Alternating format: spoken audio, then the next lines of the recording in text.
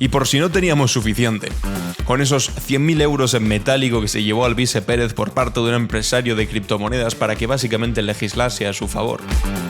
Resulta que hoy amanecemos con la noticia de que el banco húngaro señalado por financiar a Vox, aquel que le pidió dinero para realizar las campañas autonómicas, municipales y generales de 2023, que tampoco le salieron demasiado bien, pero bueno, fue un banco húngaro que tiene como mayor accionista al gobierno húngaro de Viktor Orbán, lo cual implicaría un incumplimiento de la ley de financiación de partidos que prohíbe cualquier financiación por parte de gobiernos, organismos, entidades o empresas públicas extranjeras. ¿Cómo va a explicar esto Vox? Lo vemos enseguida. Y es que resulta que además, hablando de Vox, un diputado condenado por maltrato, se ha enfadado conmigo. ¿Por qué? Bueno, porque le dediqué un vídeo en mi canal secundario y resulta que, bueno, pues no le ha sentado demasiado bien y ha decidido, un diputado, publicar una fotografía mía en redes sociales. En fin, tienen que estar muy aburridos, enseguida lo vemos. Vamos a ver también cómo finalmente, ayer os decía, hoy sabremos finalmente si el juez Peinado le quitan el caso de Begoña Gómez o no, si se archiva, porque la audiencia provincial el día 30 de septiembre, así por lo menos lo llevaban anunciando durante mucho tiempo, iban a decidir por fin qué ocurría con el juez Peinado y este caso. Bueno, pues resulta que ha habido un error, con comillas, que implica que no se va a decidir sobre eso hasta, bueno, pues dentro de un tiempo. Ni siquiera han puesto la fecha todavía. Huele raro, ¿no? Bueno, enseguida lo vais a ver, pero esto es alucinante. Un chicle que parecía que ya no se podía estirar más, se sigue estirando. Vamos a ver también unas llamadas filtradas. Unas llamadas filtradas muy duras, unas llamadas filtradas del 112 durante los peores meses de la pandemia, concretamente en Madrid, donde el exceso de mortalidad fue mayor que en el resto de comunidades autónomas y donde se aprobaron, bien lo sabéis, aquellos conocidos como los protocolos de la vergüenza que impedían la derivación de personas mayores de residencias a los hospitales públicos. Después Ayuso dijo que se iban a morir igual, etcétera, etcétera. Vamos a ver algunas de esas llamadas desesperadas que hacían familiares, que hacían gente de la residencia pidiendo: necesitamos ambulancias ya, porque se mueren. Y efectivamente se morían. No es que se fuesen a morir igual. Es que aquello fue una de las mayores barbaridades que ha cometido el gobierno de Isabel Díaz Ayuso. Lo vamos a ver enseguida. Hoy es martes 1 de octubre y esto es Clave Barroso. Estás escuchando Clave Barroso, un podcast de Alan Barroso. Bienvenidos y bienvenidas a Clave Barroso. Es martes 1 de octubre, hemos cambiado de mes. Clave Barroso cumple su primer mesecito. Enhorabuena a todos los que habéis estado aquí desde el primer momento. Muchas gracias también a los que os habéis incorporado durante los últimos capítulos. Cada día que pasa funciona mejor, estáis más aquí, dais más apoyo, ponéis más comentarios, lo compartís más. Os estoy muy agradecido, está funcionando muchísimo este podcast. Estoy muy, muy contento, pero no estoy tan contento por los temas que vamos a tratar hoy, porque, como os iba adelantando antes, vaya telita. Empecemos con el tema de la financiación, después vamos a lo del diputado, el señor diputado de Vox que ha tenido a bien señalarme públicamente. Bueno, resulta que amanecemos con la noticia del diario.es, como os avanzaba antes, de que el banco húngaro señalado por financiar a Vox tiene como mayor accionista al gobierno de Orbán. Vaya por Dios, estos patriotas, estos que hablan tanto de soberanía, a la hora de financiarse, van a depender directamente de un banco controlado por un país extranjero. Vaya por Dios. Y precisamente, además, un país que tiene claros vínculos, un gobierno de un país que tiene claros vínculos con la Rusia de Putin y con las formas de la ultraderecha que caracterizan a Putin, aunque de vez en cuando a los de Vox se les escucha decir: no, es que realmente Putin es comunista. Les preguntas por qué y te dicen: hombre, porque se llama Vladimir, como Lenin. Y es como, bueno, pues esto no me lo he inventado, esto lo he escuchado en una tertulia yo. Os garantizo que esto lo he escuchado en una tertulia. Hombre, es comunista, se llama Vladimir. Igual deberían, no sé, abrir un libro en lugar de guiarse simplemente por pelis americanas de 1970, pensando que todo lo que suena ruso es comunista. Porque no hay nada más parecido a la ultraderecha española que la ultraderecha húngara y también la ultraderecha rusa. Bueno, resulta que esta noticia que ha sacado Cristina G. Bolinches, dice: el banco húngaro señalado por financiar a Vox tiene como mayor accionista a Corvinus International Investment, una firma de inversión controlada al 100% por el Estado magiar presidido por Viktor Orbán. Se trata además una de las firmas que estuvieron detrás de la oferta pública de adquisición, una OPA, lanzada por Magyar Wagon sobre el fabricante de trenes Talgo, que el gobierno vetó por razones de seguridad nacional. Es decir, que el gobierno vetando la OPA hostil que hubo sobre una empresa por parte de este grupo, de esta firma, y resulta que Vox, corriendito detrás, estos que tanto defienden la soberanía nacional española, poniéndose al servicio de la financiación de estos tipos. En fin, Vox recibió en 2023 un préstamo de más de 9 millones de euros para hacer frente a los procesos electorales, como publicó el diario.es. En ese momento, el portavoz de la formación, José Antonio Fuster, rechazó en una rueda de prensa dar más información sobre esta financiación y aseguró que el origen de ese crédito lo sabe quien lo tiene que saber, el Tribunal de Cuentas. Tras estas informaciones, bueno, al menos es más que lo de Alvise Pérez, que decía que al Tribunal de Cuentas no quería que le llegase nada ese dinero que cobraba. Tras estas informaciones, el medio de investigación V-Square ha señalado directamente a una entidad financiera, MBH Bank, un gigante financiero formado a partir de la fusión de 3 entidades y que en parte es propiedad de Loring Meszaros, el empresario más rico de Hungría y, vaya por Dios, amigo personal de la infancia de Orbán, de Viktor Orbán. Vox ha confirmado al diario.es que ha pedido financiación a entidades extranjeras sin desvelar cuáles. Sin embargo, Europa Press asegura que fuentes de la ejecutiva de Vox reconocen haber pedido un préstamo de algo más de 9 millones para financiar las campañas de las elecciones municipales y generales del 23 al banco húngaro MBH. Vale, o sea que se lo confirman por lo menos Europa Press. Podemos confirmar que Vox ha pedido préstamos a bancos extranjeros después de que numerosos bancos españoles, entidades que prestan dinero al Partido Popular y PSOE, hayan rechazado prestar dinero a Vox. Tenemos un listado de casi 25 entidades bancarias que prestan dinero a PP y PSOE y que se lo deniegan a Vox. ¿Me estáis diciendo que le han hecho a Vox un cordón sanitario antes los bancos españoles que el Partido Popular? Es lo que me estáis diciendo. Que tampoco nos tomen el pelo. Si fuesen con una propuesta, pues seguramente les habrían prestado dinero. ¿Qué pasa? Que si tú llegas a un acuerdo, y aquí estoy especulando obviamente, pero si tú llegas a un acuerdo con una entidad extranjera que depende de un gobierno que ideológicamente es cercano aquí y que le interesa tener pues una forma de meter su patita dentro de nuestro país, me refiero al gobierno húngaro, meter una patita dentro de nuestro país con un partido político amigo y te dejan una financiación en la que apenas te pongan intereses y te dejan un préstamo casi interés cero, hombre, pues yo creo que es lo que tendríamos que ver. ¿A qué interés le han puesto este préstamo? Bueno, es que el caso que le pongan un interés bajísimo, entonces ya sabemos que el pago es por otras vías. Que si el pago no es devolviéndole más dinero del que le prestaron, la idea simple es que entonces se lo tendrían que devolver en influencia en España. Y ahí es cuando las cosas son preocupantes. Por eso, según la ley de financiación de los partidos políticos, no se puede permitir que tú seas financiado por un país extranjero ni por una empresa que esté participada por países extranjeros. Es de sentido común. Debería entenderlo cualquier persona. Bueno, pues en este caso dice, no, es que estamos vetados en España. Ya.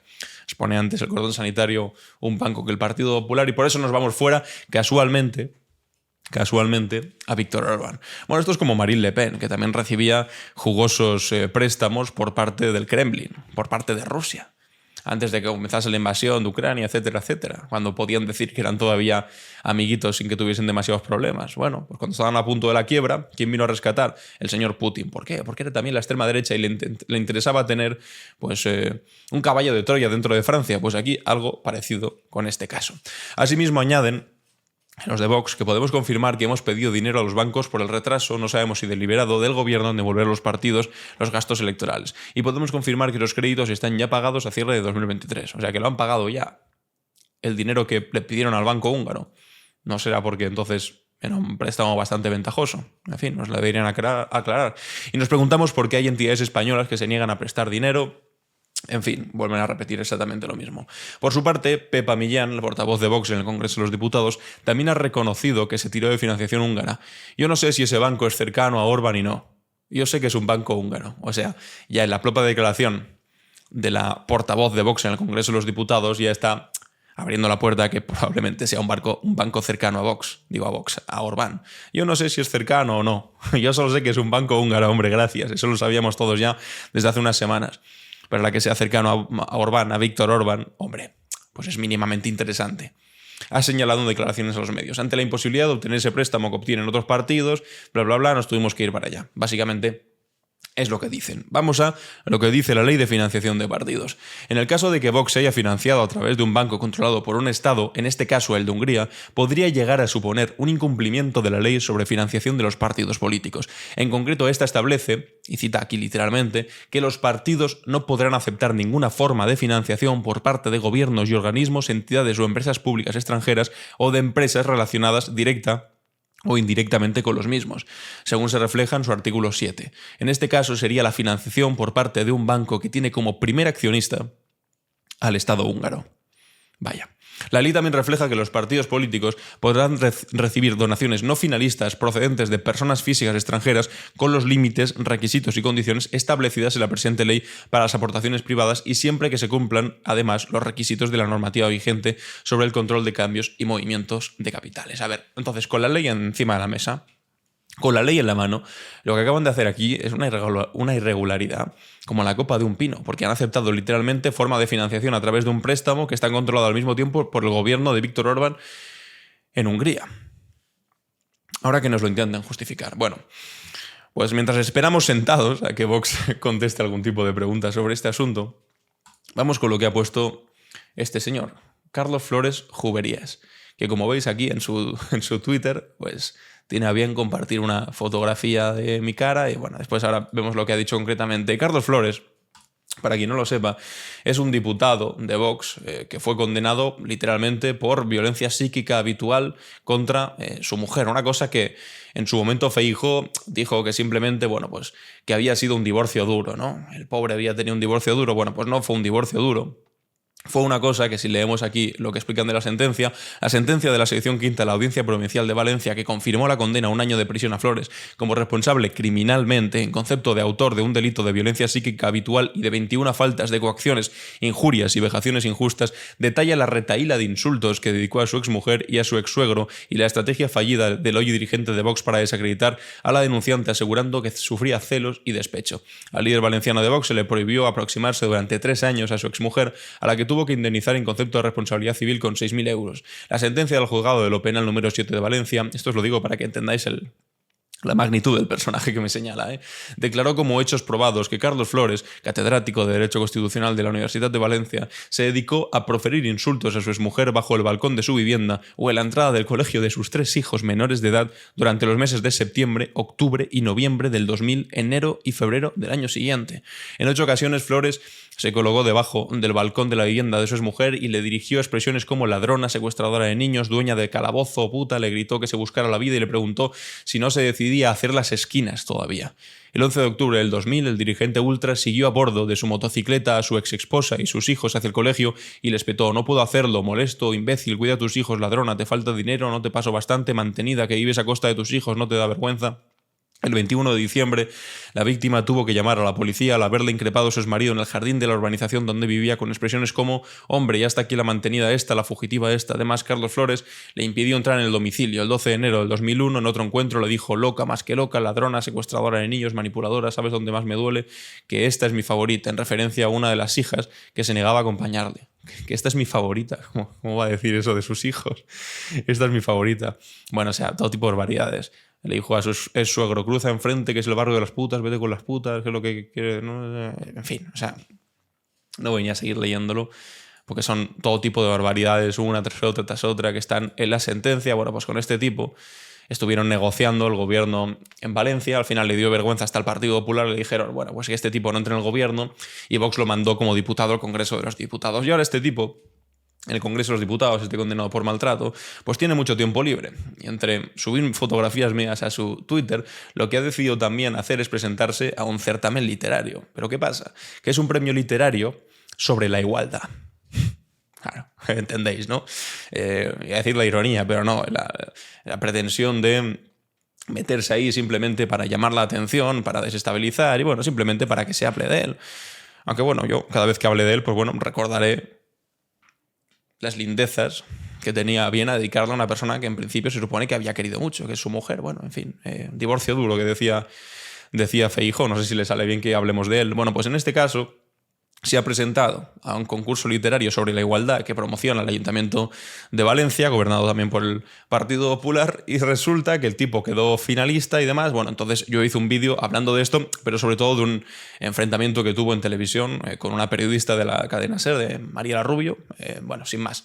Resulta que este tipo, pues de alguna manera le habrá llegado el vídeo, también debe estar muy atento a las cosas que dicen sobre él, porque tampoco es un vídeo, quiero decir, un vídeo de unos 20 minutos. Quiero decir, cada día, quien me conozca, subo unos cuantos vídeos hablando de bastantes temas. No es que le dé especial importancia a este tipo, porque la verdad que me da absolutamente lo mismo, solo me parece un tipejo de lo más despreciable, pero este señor, bueno, pues no sé, habrá buscado su nombre o alguien se lo habrá pasado y ha tenido la deferencia hacia mi persona de publicar el siguiente tuit en el que pone. Después le contestaré en Twitter también, pero voy a contestar primero aquí en el podcast.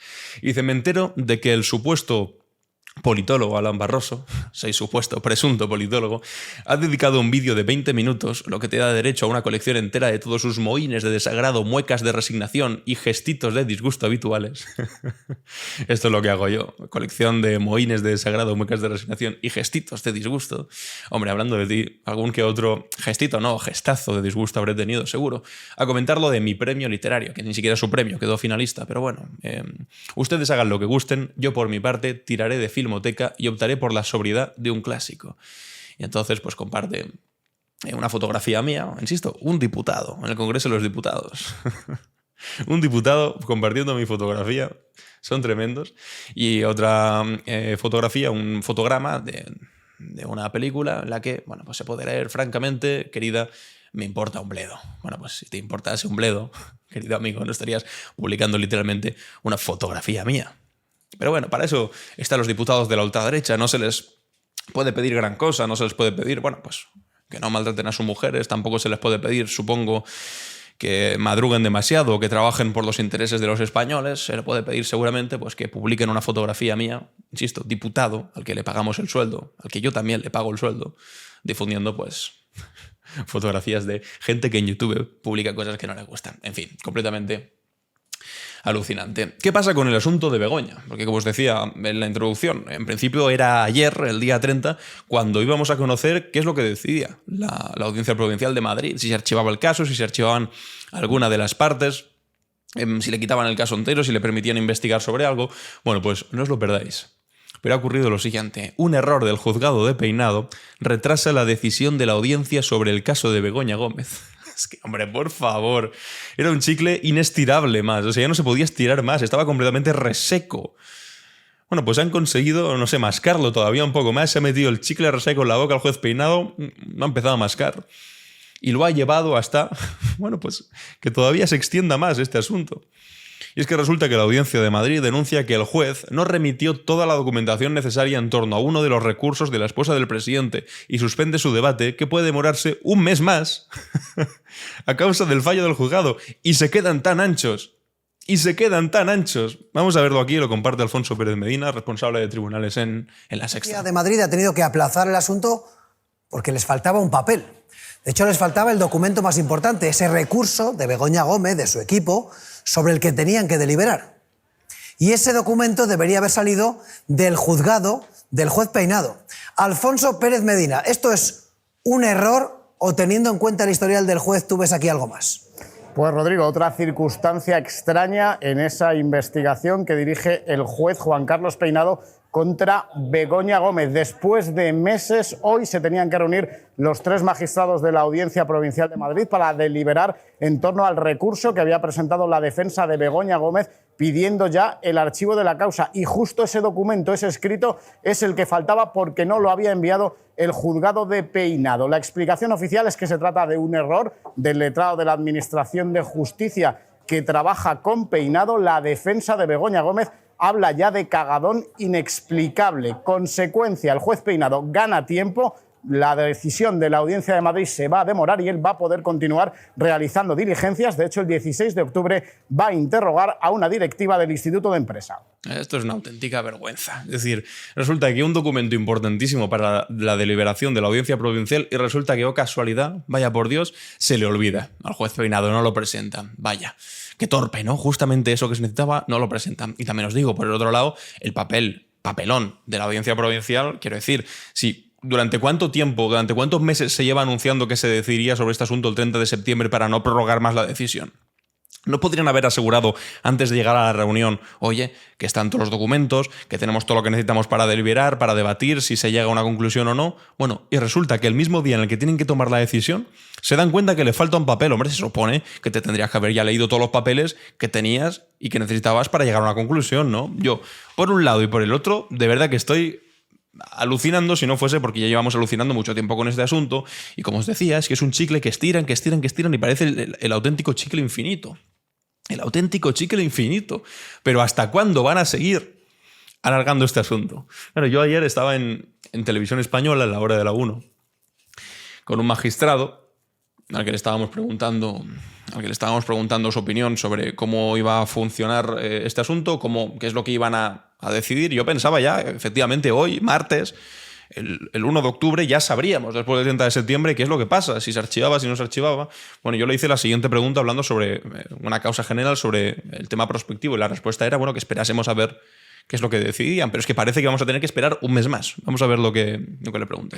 La actuación del juez Peinado, desde el primer momento, opinión personal, sí que me ha parecido, no sé cómo llamarla, particular, curiosa, llamativa, sobre todo desde el primer momento en el que Manos Limpias presenta esa querella, que básicamente estaba basada en alguna noticia falsa que después ha sido condenada por la justicia como noticia falsa, pero más adelante... Me refiero a la noticia de The Objective que confundía a Begoña Gómez con una señora de Cantabria. Como que da la sensación, o seguramente las personas que nos están viendo les puede haber dado la sensación de que ha sido un chicle que se ha ido estirando, ¿no? Porque primero se habló del rescate de Air Europa, después la Audiencia Provincial dijo que eso no se podía investigar, después se hablaron de los contratos de las cartas de recomendación, ahora se habla del software de la Universidad Complutense, y claro, cuando la defensa le preguntó, oiga, pero ¿de qué se le acusa concretamente a mi clienta, Begoña Gómez? El juez Peinado respondió a aquella cosa de cualquier cosa que haya hecho entre el 2018 y el 2024, que son los años que coinciden con el mandato de su marido, el presidente del gobierno. La pregunta es, ¿esto se ajusta entonces a lo que se conoce como investigación prospectiva, de esto de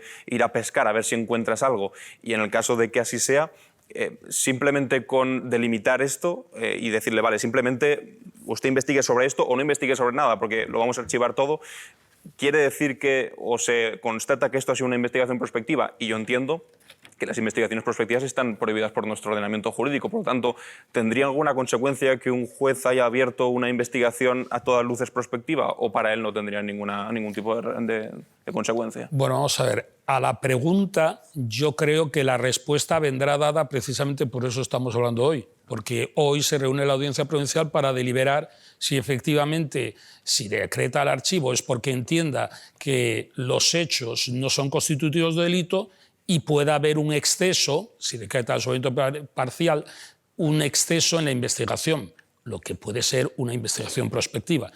Pero vamos a ver, Bueno, y a continuación pues ya decía que teníamos que esperar a ver qué es lo que decía. Bueno, hemos esperado y no dicen nada porque ha habido esta grandísima torpeza. Pero el asunto, y aquí evidentemente el magistrado Ignacio González pues no puede tampoco expresar todas sus opiniones, porque al fin y al cabo es un profesional que forma parte del ejercicio público y bueno, pues se expresa con cierta moderación. Para eso ya estamos los demás, que podemos decir con libertad lo que pensamos, porque no trabajamos para la justicia, ni mucho menos. Entonces, ¿se ajusta? Os pregunto a vosotros, a ver qué es lo que opináis. ¿Se ajusta o no se ajusta a una investigación prospectiva en la que cuando una cosa les caía como Air Europa, nada, contratos y carta de recomendación, la Guardia Civil dice que nada, después un software de la Complutense, da la sensación, ¿no?, de investigación prospectiva? Claro, mi pregunta es, entiendo que no me la podía contestar literalmente, pero mi pregunta es, ¿y si en el caso de que se demuestre que es una investigación prospectiva, cosa que a mí me parece evidente y obvia, no habría ningún tipo de consecuencia, ¿no?, para el juez? Bueno, pues lo más probable es que no lo haya, y el sentimiento de impunidad para hacer este tipo de cosas, que evidentemente desprestigian durante meses y meses, y ahora parece que todavía más meses, pues no pasa nada. Tú lo puedes hacer, si te pillan pues lo tienes que dejar de hacer, pero sin embargo no hay ningún tipo de consecuencia. Bueno, pues por lo menos esperar un mes más. Es que no tenemos ni siquiera la fecha de la próxima decisión de la Audiencia Provincial. En fin, vamos con el asunto de Ayuso y las 7.291 víctimas. Ya hemos hablado largo y tendido sobre esto, aunque creo que en este podcast es la primera vez que tratamos este tema. En el canal secundario he hecho un vídeo más largo, hablando largo y tendido sobre este asunto, leyendo todo el artículo que ahora vamos a ver, que ha sacado el diario.es en exclusiva, las llamadas de familiares y residencias de Madrid al 112 durante la pandemia. No le dan de comer y aunque grita, nadie le atiende. El diario.es accede a decenas de transcripciones de las comunicaciones desesperadas de familiares y personal de residencias de la Comunidad de Madrid al teléfono de emergencias en las primeras semanas de pandemia y que constatan tanto la existencia de un protocolo de exclusión como el abandono en el que se encontraban los centros. La estrategia de Isabel Díaz Ayuso fue, en primer lugar, decir que ella no tenía ningún tipo de competencia, que era Pablo Iglesias el que decidía sobre las residencias. Cuando eso se desmintió, salió públicamente a decir que no existían los protocolos de la vergüenza, que era mentira, que no es verdad, que hubiese una prohibición de derivar a las personas mayores que habían residencias a los hospitales públicos. Cuando eso se demostró que era falso, su estrategia fue salir a decir, y esto es lo más fuerte de todo, que total, se iban a morir igual, que daba igual, que esas personas mayores estaban condenadas, decidiendo ella misma, no sé, jugando a ser Dios sobre si alguien podía vivir o morir o en qué condiciones debía hacerlo. Porque aunque asumiendo esa verdad, que no es verdad en absoluto, porque si tú vas a un hospital tienes al menos una posibilidad de salvarte, no es lo mismo que si pasan de ti completamente, que evidentemente estás condenado, pero aunque de verdad se fuesen a morir igual, evidentemente no es igual morir ahogado en la soledad de una habitación, de una residencia, que morir con cuidados paliativos, con un médico y con algún familiar cerca. No tiene nada que ver. Y debería saberlo. Bueno, pues en su discurso se iban a morir de todas formas. Aquí se han llegado a las transcripciones, porque no dejan que se escuchen los audios, porque son todavía más duros, pero a las transcripciones de los audios, de las llamadas que hubo en aquel momento, que evidentemente certifican que nadie les hacía ni caso porque había un criterio claro de no intervenir.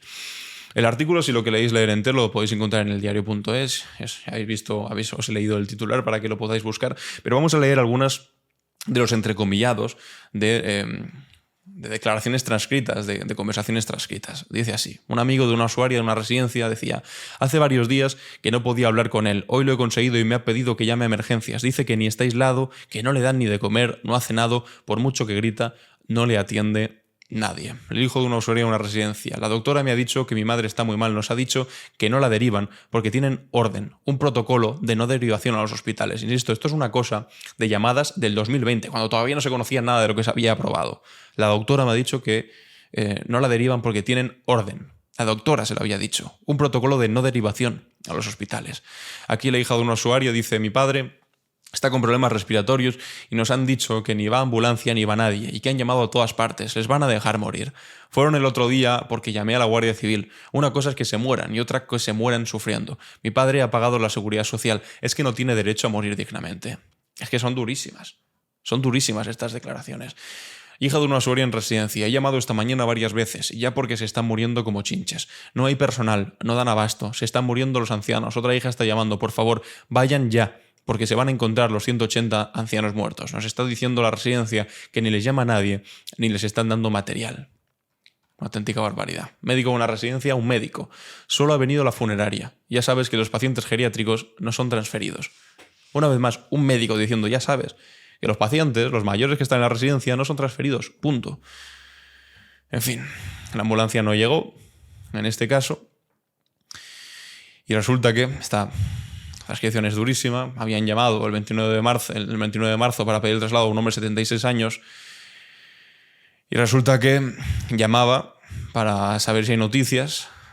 Y una hora más tarde, de haber llamado a ver si podían venir a buscarle, dijo hace más de una hora que solicitó una ambulancia. Y llamó para anularla porque el paciente acaba de fallecer. Esto es lo que había en las residencias en aquel momento. Y la forma de tratar todo este asunto ha sido la siguiente por parte del Partido Popular. Hay muchos vídeos, hay muchas declaraciones que ilustran la humillación por parte de Ayuso y del Partido Popular a las víctimas de las residencias, pero me gustaría que nos quedásemos con estos 3 minutos de una hija, de una fallecida, a la que el Partido Popular le dice que intenta retorcer el dolor y ni siquiera le permite hablar de víctimas. Alucinante. En tan solo 2 meses, en 2020, fallecieron en toda España 20.000 personas que vivían en residencias. La mitad de estas personas incluidas en esta escalofriante cifra fallecían en la Comunidad de Madrid. Exactamente 9.470 personas, según datos del portal de transparencia de la propia comunidad. De ellas, 7.291 murieron abandonadas en las propias residencias sin atención sanitaria, sin paliativos y solos. Le tengo que llamar a la... Aquí ya le interrumpen. Tiene usted que hablar de la situación de las residencias. Está usted hablando de un suceso de hace 4 años.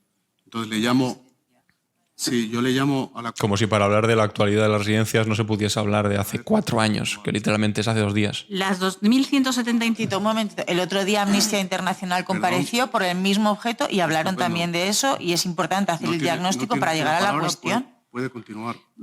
Bueno, yo considero que para hablar de las residencias en la actualidad y en el futuro es preciso analizar el pasado y el presente. Y por ello voy a hablar del pasado y del presente. Si usted considera que no puedo hablar, me voy. No, le estoy diciendo que lo que dice la comparecencia es hablar de la situación. Lo que ocurrió hace 4 años... Si me escucha, aterrizaremos en todo... Lo que ocurrió hace 4 años ocurrió hace 4 años. No quieren que se hable de esto, obviamente. De acuerdo. Como si fuese una eternidad, además, 4 años. Yo lo que tengo escrito viene a cuento sobre esto. Y la segunda cosa es que ha hecho usted referencia a víctimas de un delito. ¿De acuerdo? Entonces, no, esa vez, solamente he leído la definición de la RAE. Esa vez se lo he dejado pasar. Usted ha hecho referencia a un delito. Se lo he dejado pasar, o sea que ni siquiera les permite referirse a sí mismos como víctimas. A un delito le voy a llamar al orden. Señor, yo no he hecho referencia a un delito. He leído una definición de la RAE sobre la palabra víctima. Ha dicho que viene usted representando a las víctimas de las residencias de Madrid. Eso es lo que ha dicho usted literalmente. Vengo representando a la Asociación Además y a Marea de Residencias y a las víctimas, puesto que mi madre fue víctima y murió en 2020 en una residencia. Señora López, vienen aquí, pues como hace el Partido Socialista, a intentar retorcer el dolor y, como hemos visto también en sus redes, a criminalizar el gobierno de la Comunidad de Madrid.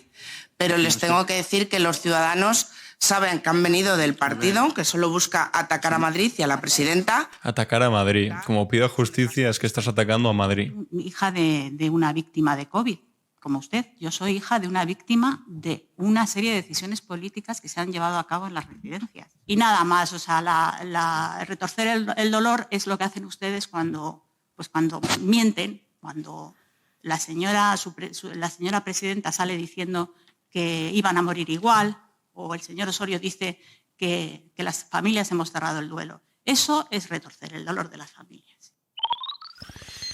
Es una auténtica barbaridad cómo le tratan, que viene a retorcer el dolor. Pero es muy importante cuando le dice, es que usted y yo no somos lo mismo. Usted puede ser hija de una víctima del COVID, pero es que ella dice, yo soy hija de una víctima de una mala gestión política. Porque si tú coges COVID y por desgracia mueres, pero te atienden, entonces sí que eres una víctima de una enfermedad que, pues mira, pues por desgracia no se te ha podido salvar. Pero es que en el caso de que tú coges el COVID y te dejan abandonado en una residencia porque hay un protocolo de actuación por el cual no te derivan a la sanidad, entonces ahí la cosa es muy distinta. Tú ahí no eres víctima del COVID. Porque igual si te hubiese tratado, te habría salvado, como demuestran la mayor parte de estudios científicos que se han hecho al respecto de este asunto. Tú eres víctima entonces de quien decidió que no se te tenía que derivar a la sanidad. En fin, completamente infame. Bueno, rápidamente termino con esta noticia. Y es que resulta que han hecho una comisión para investigar el uso del CIS, las encuestas y demás en el Senado, porque tienen mayoría el Partido Popular. Y bueno, pues están todo el día haciendo comisiones para pasar el rato. Y han hecho una comisión sobre el CIS, que yo también estoy de acuerdo que el CIS no es que funcione precisamente bien últimamente. Pero ¿qué pasa? Que resulta que el Partido Popular ha elegido a Micha Vila, el presidente de GAT3, de la encuestadora GAT3, para una de las comparecencias. Y resulta que este señor, con otros expertos, han analizado la gestión del socialista Tezanos en el Instituto Público. Y es que resulta, claro, que aquí un usuario en Twitter, Mario Piedrafita Mario, decía, escuchad a Micha Vila porque es un hombre sabio, y compartía un titular del Economista del 2020 en el que ponía Narciso Micha Vila, 2 puntos. Es evidente que en 2021 Sánchez no va a ser presidente. Pues no sé, o sea, si tenemos que fiarnos para cambiar el CIS de alguien que decía con esta vehemencia que en el 2021 era evidentísimo que Sánchez no iba a ser presidente, bueno, exactamente lo mismo.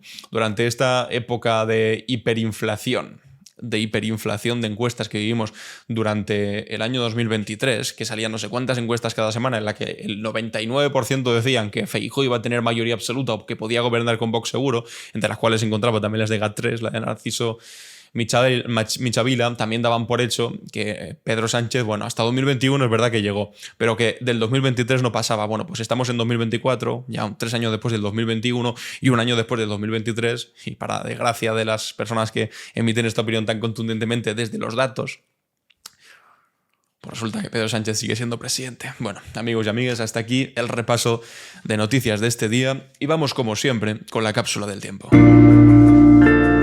¿Qué es lo que ocurrió un día como hoy? La cápsula del tiempo. En Clave Barroso. Bienvenidos y bienvenidas a la cápsula del tiempo. Viajemos primero al 1 de octubre de 1949, cuando Mao Zedong, de pie en la plaza de Tiananmen, proclamó el nacimiento de la República Popular China. Este momento marcó el triunfo de la revolución comunista en el país más poblado del mundo, poniendo fin a décadas de guerra civil y a un siglo de humillaciones a manos de potencias extranjeras. Para comprender la magnitud de este evento, debemos remontarnos a la China de principios del siglo XX, un país devastado por las guerras del opio, sometido a potencias imperialistas y gobernado por una dinastía Qing en decadencia. La revolución de 1911, liderada por Sun Yat-sen, derrocó al emperador, pero no logró unificar el país ni resolver sus problemas fundamentales. China cayó en manos de señores de la guerra y posteriormente enfrentó la durísima invasión japonesa. En este contexto de caos y desesperación, el Partido Comunista Chino, fundado en 1921, fue ganando apoyo entre campesinos y obreros con su promesa de reforma agraria y de justicia social. Mao Zedong, un maestro de escuela convertido en revolucionario, emergió como líder de este movimiento. Su estrategia de guerra de guerrillas y su habilidad para movilizar a las masas campesinas resultaron cruciales para la victoria comunista. La proclamación de la República Popular China no fue solamente un acto simbólico, sino que representó el final de un largo y sangriento conflicto. La guerra civil entre los comunistas y el Kuomintang, liderado por Chiang Kai-shek, había devastado el país durante años, y con la victoria comunista, Chiang y sus seguidores se vieron obligados a retirarse a la isla de Taiwán, estableciendo allí un gobierno rival que reclamaría durante décadas ser el legítimo gobierno de toda China. El nuevo régimen comunista se enfrentaba a desafíos monumentales. China era un país devastado por la guerra, con una economía en ruinas y una población mayoritariamente rural sumida en la pobreza. Mao y el Partido Comunista prometieron una transformación radical de la sociedad china basada en los principios del marxismo-leninismo adaptados a las condiciones chinas. Entre las primeras medidas del nuevo gobierno estuvieron la reforma agraria, que distribuyó las tierras entre los campesinos pobres, y la nacionalización de las principales industrias. También se lanzaron campañas masivas de alfabetización y se promovió la igualdad de género, prohibiendo prácticas como el matrimonio forzado y el vendaje de los pies. La fundación de la República Popular China representó un hito en la historia contra el imperialismo y el feudalismo. Por primera vez en siglos, China estaba unificada bajo un gobierno que prometía acabar con la pobreza, el analfabetismo y la explotación. El nuevo régimen emprendió ambiciosos programas de industrialización, colectivización agraria y alfabetización masiva. Sin embargo, la historia de China de Mao también es una historia de contradicciones y de tragedias. Campañas como el Gran Salto Adelante y la Revolución Cultural, aunque inspirados en ideales igualitarios, resultaron en hambrunas masivas y en la persecución de intelectuales y disidentes. El culto a la personalidad de Mao y la supresión de cualquier forma de crítica llevaron a excesos que costarían millones de vidas, finalmente. Es fundamental entender que la Revolución China, como muchas otras revoluciones del siglo XX, fue un proceso muy complejo que no puede reducirse a blanco y a negro. Representó la liberación de millones de personas de la pobreza extrema y el feudalismo, pero también instauró un régimen autoritario que sofocó las libertades individuales en muchos casos. Hoy, 74 años después de aquella proclamación en Tiananmen, China se ha convertido en una superpotencia global, la segunda economía del mundo. El país ha experimentado una transformación económica sin precedentes, sacando a cientos de millones de personas de la pobreza. Sin embargo, el Partido Comunista sigue manteniendo un férreo control y las promesas de democracia y libertad de expresión siguen sin cumplirse. La China actual presenta una paradoja fascinante. Un país nominalmente comunista, que se autoidentifica como comunista, pero que ha abrazado el capitalismo de mercado, creando una forma única de socialismo con características chinas. Este modelo también ha generado un intenso debate en la izquierda global sobre si es o no es un ejemplo de adaptación exitosa del socialismo a las realidades del siglo XXI o si realmente ha traicionado los ideales originales de la revolución. Lo que es innegable es que la revolución china de 1949 cambió el equilibrio de poder global y sigue influyendo en la política actual. La relación entre China y Occidente, particularmente con Estados Unidos, es uno de los ejes fundamentales que definirán el futuro del orden mundial. Saltemos ahora 4 décadas adelante, al 1 de octubre de 1989. En esta fecha, Dinamarca se convirtió en el primer país del mundo en reconocer legalmente las uniones entre personas del mismo sexo, en 1989. Aunque no se trataba aún del matrimonio pleno, este paso representó un hito crucial en la lucha por los derechos LGTB. Para contextualizar un poco la importancia de esta decisión, debemos recordar que hasta bien entrado el siglo XX, la homosexualidad era considerada un delito o una enfermedad en la mayoría de los países occidentales. Los derechos de las personas LGTB eran prácticamente inexistentes y la discriminación y la violencia eran la norma más absoluta. El movimiento por los derechos LGTB comenzó a ganar fuerza en la década de 1960 con hitos como los disturbios de Stonewall en Nueva York en 1969. Sin embargo, el camino hacia el reconocimiento legal de las relaciones entre personas del mismo sexo fue largo y muy arduo. Las decisiones de Dinamarca en 1989 fue una decisión realmente revolucionaria en su momento, abriendo la puerta para que otros países siguieran su ejemplo. Es importante señalar que la ley danesa del 89, aunque pionera, pues evidentemente tenía limitaciones significativas, porque no se trataba de un matrimonio pleno, sino de una unión registrada que no otorgaba todos los derechos que tenía ya el matrimonio heterosexual, especialmente lo relativo a adopción y la filiación. Sin embargo, sí que representó un primer paso crucial en el reconocimiento legal de las relaciones entre personas del mismo sexo. La decisión de Dinamarca tuvo un efecto dominó en otros países escandinavos y posteriormente en el resto de Europa y el mundo. Noruega siguió el ejemplo en 1993, Suecia hizo lo mismo en 1995 y poco a poco más países comenzaron a reconocer de alguna forma de unión legal entre parejas del mismo sexo. El camino hacia la igualdad plena ha sido muy largo y aún así evidentemente no ha concluido, y no fue hasta el 2001 cuando Países Bajos se convirtió en el primer país del mundo en legalizar el matrimonio entre personas del mismo sexo en igualdad de condiciones que el matrimonio heterosexual. Desde entonces, numerosos países han seguido ese camino, incluyendo España, en el 2005, que se convirtió en el tercer país del mundo en legalizar el matrimonio igualitario. Y todo esto, por supuesto, con la confrontación total de los sectores de la derecha, de la Iglesia, del Partido Popular, que incluso llegaron a llevar la ley al Tribunal Constitucional para que la tumbase. Y eso hace solo 20 años, que algunos parece que se han olvidado de que esto ocurrió. Y hoy, más de 3 décadas después de aquella decisión pionera en Dinamarca, la situación de los derechos LGTB ha mejorado significativamente en muchas partes del mundo, pero, sin embargo, los desafíos persisten, porque en numerosos países la homosexualidad sigue siendo ilegal e incluso en naciones donde se han conseguido avances legales, la discriminación y la violencia contra las personas LGTB siguen siendo problemas muy graves. Además, en los últimos años hemos sido testigos de un preocupante retroceso en estos derechos en algunos países, incluyendo naciones que alguna vez fueron consideradas progresistas en este aspecto. Movimientos populistas y de extrema derecha han utilizado la retórica anti-gay y anti-homosexual como parte de sus campañas, amenazando los avances logrados con tanto esfuerzo. La lucha por la igualdad nos recuerda que los derechos nunca están garantizados y que deben ser defendidos constantemente. Y también nos muestra cómo los movimientos sociales pueden lograr cambios profundos en la sociedad, desafiando normas arraigadas y ampliando nuestra comprensión de la igualdad y la justicia. Finalmente, nuestro viaje en el día de hoy nos lleva a un pasado más reciente, al 1 de octubre del 2017. Este seguramente lo recordamos mejor todos nosotros. En esta fecha, Cataluña fue escenario de otro de los eventos más controvertidos y polarizadores de la reciente historia española, la celebración de un referéndum de independencia en Cataluña. Este referéndum fue el clímax de un largo proceso de tensiones entre Cataluña y el gobierno central español del Partido Popular de Mariano Rajoy. Para entender cómo se llegó a este punto, debemos remontarnos a la transición española tras la muerte de Franco, porque la Constitución del 78, cuando se escribió, reconocía la existencia de nacionalidades y regiones en su artículo número 2. A algunos se les olvida eso de que pone nacionalidades literalmente, pero al mismo tiempo también incluye la unidad de España indisoluble como un principio inviolable.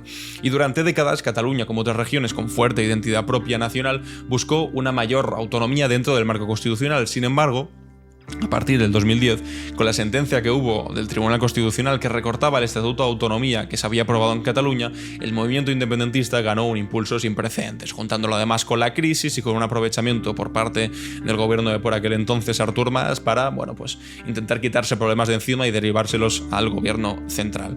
El referéndum del 1 de octubre del 2017 fue convocado por el gobierno autonómico catalán, liderado por Carles Puigdemont, en desafío directo al gobierno central y al Tribunal Constitucional, que lo había declarado ilegal.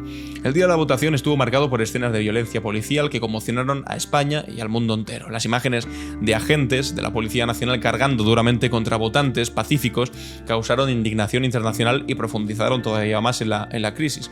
Según los organizadores, más del 90% de los votos fueron a favor de la independencia, con una participación escasa del 43%. Sin embargo, estos resultados fueron cuestionados, evidentemente, debido a la falta de garantía en el proceso y al boicot de los opositores a la independencia.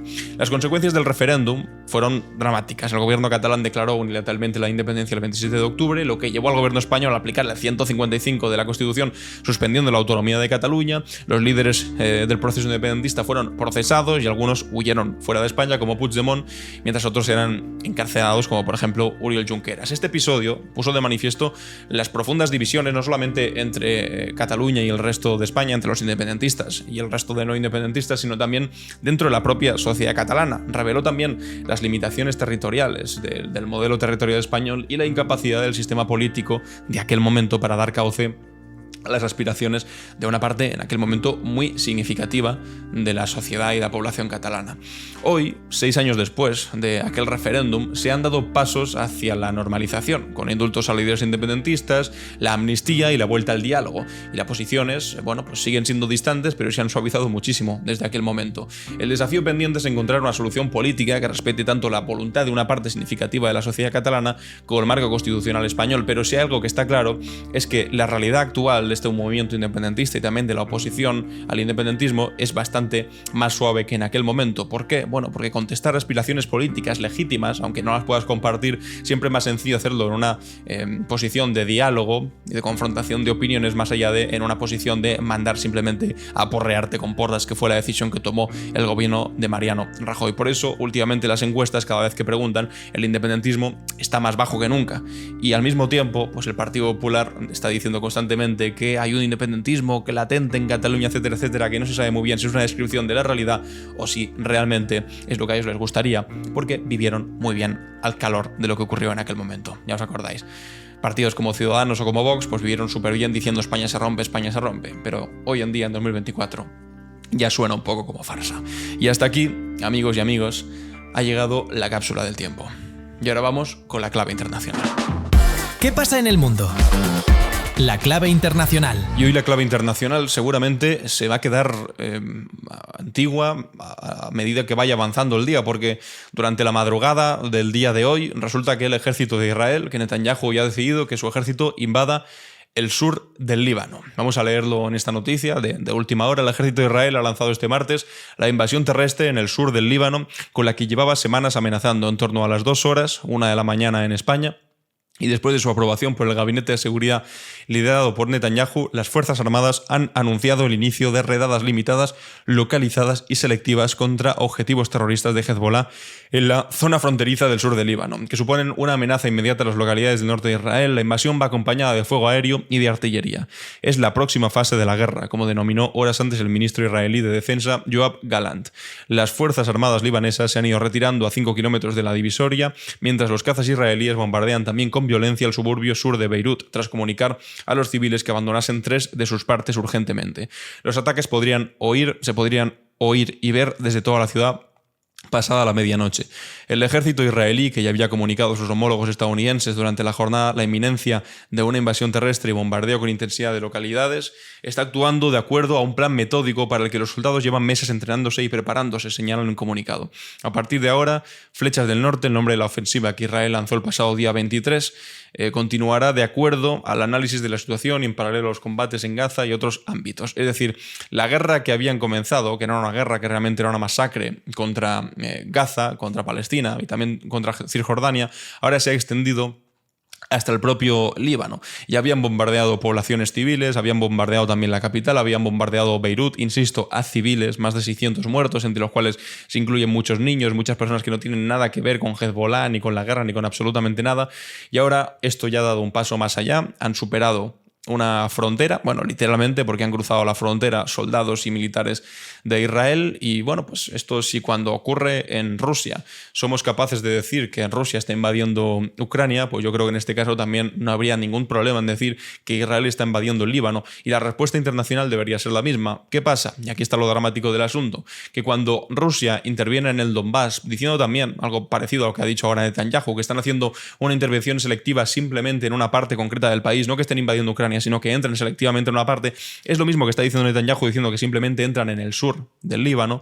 Bueno, pues Estados Unidos se posiciona en contra diciendo que se tiene que respetar los límites soberanos de un país, etcétera, etcétera, pero sin embargo cuando lo hacen en el Líbano, Estados Unidos dice vía libre, que es básicamente lo que le ha dicho Joe Biden, que es básicamente lo que ha dicho el gobierno de los Estados Unidos. Simplemente con la boca pequeña han dicho, hombre, preferiríamos que no lo hicieseis, pero ¿sabéis qué? Que lo permiten, porque serían los únicos que podrían pararle los pies a Netanyahu.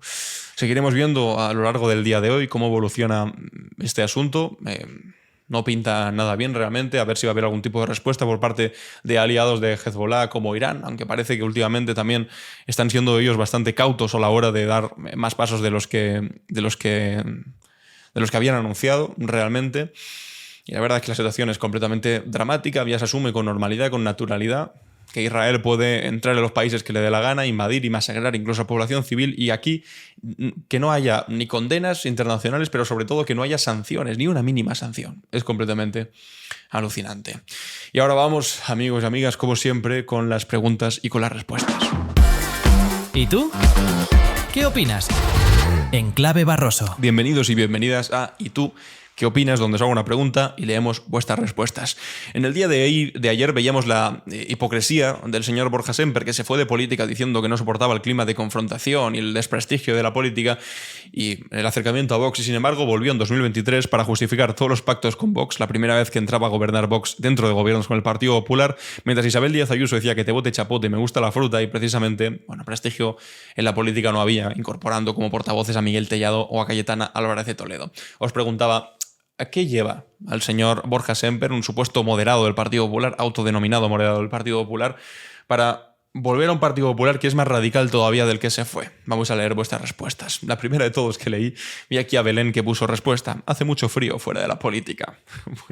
Puede ser que sea eso. Vive más tranquilo, aunque moralmente yo no sé si vive más tranquilo. Dentro de la política tiene que justificar las cosas que está justificando. Yo creo que tiene más que ver con, bueno, pues que le habían prometido que tendría un puesto en el gobierno que daban por hecho que iba a tener. Dice Antonio, Borja Semper es el Tolkien del Partido Popular. ¿Cómo? Lo digo por su habilidad para escribir historias justificando a su partido. Ahora se entiende. El Califa dice, hola Alan, creo que cometes un error al acusar de hipocresía a Borja Semper. Dice que no han renunciado a sus principios para pactar con Vox. Es verdad, dijo que no habían renunciado a sus principios y que por eso los pactos con Vox, que ya no gobernaban juntos, bueno, mentira. Y dice, la verdad, sus principios clasistas, aporofóbicos, xenófobos, sexistas y fascistas son los mismos. No han tenido que traicionarlos. Las rupturas son por luchas de poder. No tienen ninguna confrontación ideológica. Totalmente, toda la razón.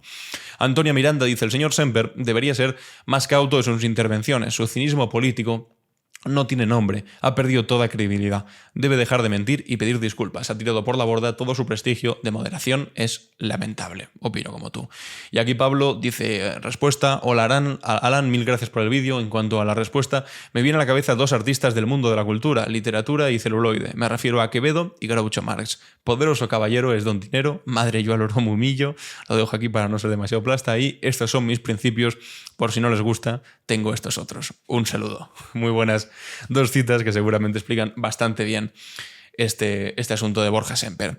Y ahora para el día de mañana me gustaría que me respondieses al respecto de qué narices ocurre con Isabel Díaz Ayuso, con las 7.291 víctimas, que no haya consecuencias y que día tras día conozcamos más testimonios como los que acabamos de ver, explicando explícitamente que efectivamente había unos protocolos de la vergüenza. ¿Por qué nadie dice nada? Bueno, porque Ayuso quiere que nos hable de esto y decía que se iban a morir de todas las maneras. Y a Feijóo seguramente no se atreve a decir absolutamente nada, porque el último que se atrevió a decir algo en contra de Isabel Díaz Ayuso, bueno, pues ya sabéis cómo acabó, ¿no? Pablo Casado, Dios lo tenga en su gloria. En fin, os leo los comentarios sobre Ayuso y las 7.291 víctimas y nos vemos en el siguiente capítulo leyendo vuestras respuestas. Y hasta aquí, amigos y amigas, el primer día de octubre. Hemos inaugurado nuevo mes. Ya llevamos unas cuantas semanas con Clave Barroso, está funcionando esto bastante bien. Os aviso, como os avisé ayer, se viene pronto una barbaridad que ha pasado al respecto de un programa que hicimos aquí. Es que no la puedo comunicar todavía, pero que os la comunicaré en los próximos días, que vais a alucinar completamente. Y hasta aquí, amigos y amigas, este capítulo. Yo soy Alan Barroso y esto es Clave Barroso.